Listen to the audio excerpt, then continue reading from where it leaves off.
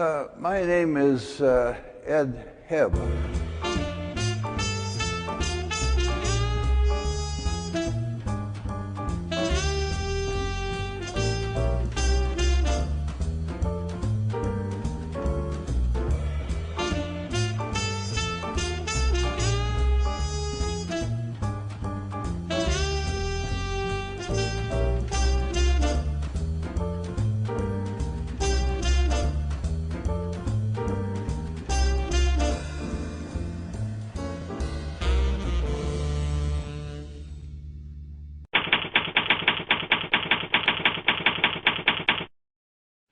Now, the Model T, being very simple, does require some maintenance.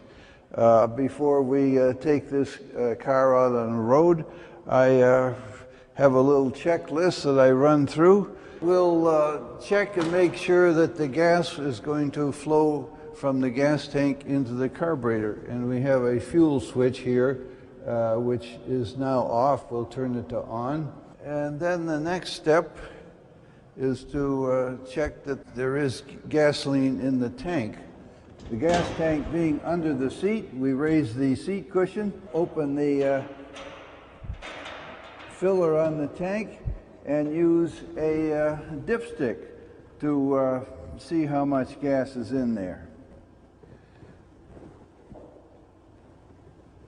Well, right now it shows there's 7 gallons in the tank, so that'll take us quite a few, well over 100 miles. Now, to make sure that there's enough oil in the engine, we use, instead of a dipstick like a modern car, we use this tool here, which reaches down and catches hold of a couple of petcocks under the car.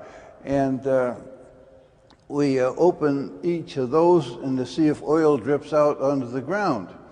If it does, that shows that the oil level is proper. This is the same thing my father would have done when he purchased his first Model T back in 1921. This car, particular one, was built in 1916, and it wasn't until 3 years later that Mr. Ford installed electric starters on his car. So we had to hand crank it. Sometimes if a person was careless, the hand crank would come around and flip around backwards and perhaps break a person's wrist. Unfortunately, that was true. So as a safety measure, this particular car has been equipped with a electric starter. Before we're ready to roll, we want to make sure the tires are properly inflated.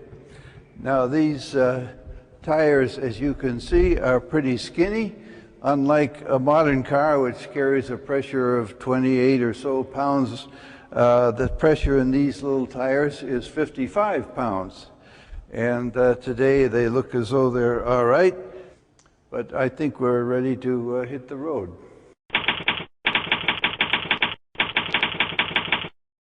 The controls for a Model T are quite different than a modern car. They are quite simple. After all, millions of people learn to drive on a Model T, and I'll just point those out.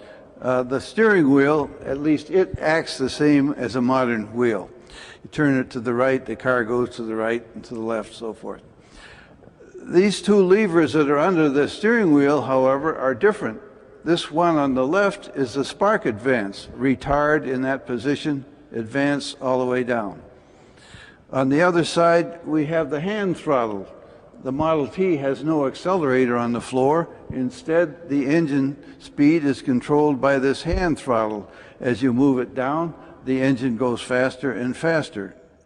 And on the floor of the Model T are 3 pedals which stick out. This car has only 2 speeds forward. To get the low speed, you step on the left-hand pedal, push it all the way down, and the car moves forward in low gear. To get high speed, you release the handbrake and the left pedal, and then you're in high speed. So there you have it. push down for low, lift up for high. On the right-hand side, you have a conventional brake pedal. When you want to stop, you step on it, just like on a modern car. Now, can you guess what the center pedal is for? Of course, when you want to back up, you step on the reverse pedal, and back the car goes.